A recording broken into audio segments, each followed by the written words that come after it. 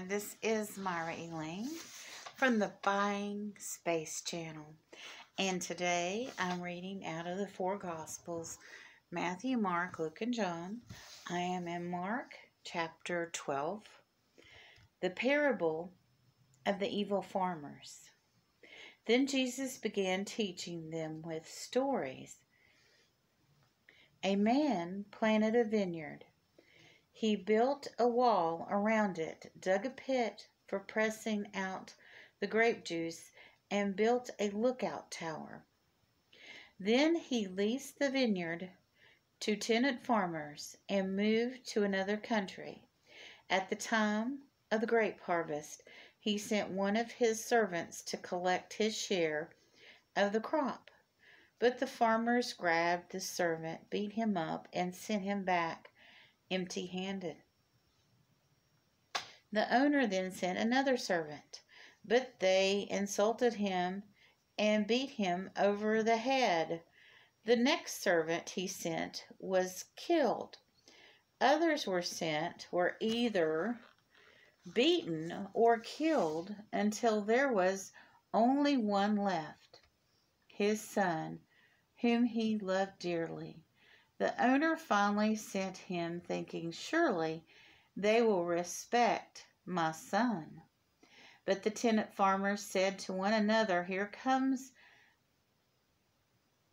the heir of this estate.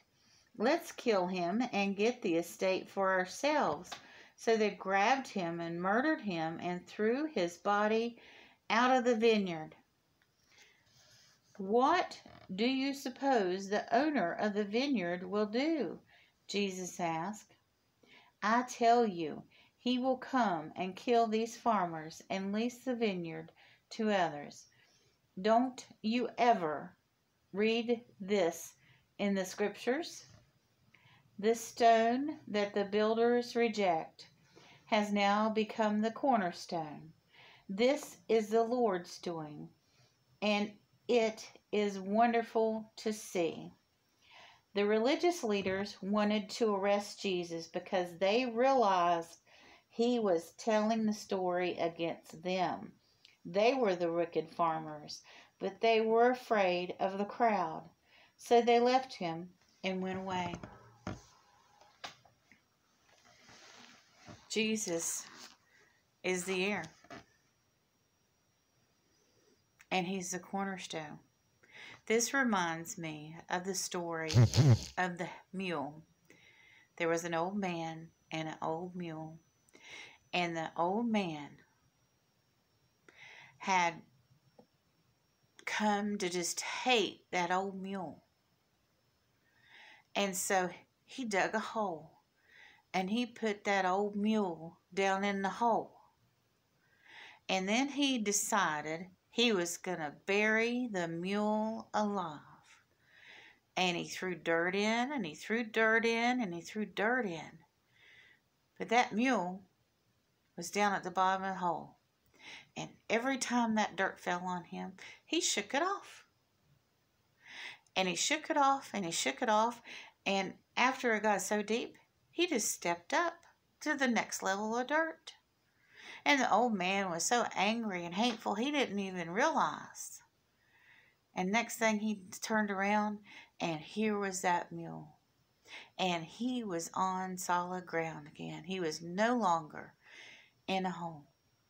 That mule used the dirt that was thrown on him in hatred to bring himself up out of that hole. So remember that when you throw dirt at people. Remember the wicked farmers. They dug their own grave because the owner will not let this stand. God will not let it stand that his son would be tortured and murdered. He rose him from the grave on the third day, and he ascended to heaven. So God would not let that stand. The owner of the land would not let that stand. So I love Jesus' parables. They are so insightful. And I think he taught in parables because he knew parables are timeless. Because he knew that the problems of the people he was talking to would be different than the problems we have today. And the problems today that people have in different countries, in different cultures, in different societies are all different. So he talked in parables so that you could apply it to whatever situation you were in. It could remind you of that old mule. But anyway, I digress. And I will be back in the chapter of Mark, chapter 12, next week to talk about maybe another parable Jesus taught us. Or maybe an event of the Pharisees and Sadducees. You have to wait and see unless you want to read ahead. And I hope that some of you are reading along with me and reading ahead. Have a wonderful and blessed day, everyone.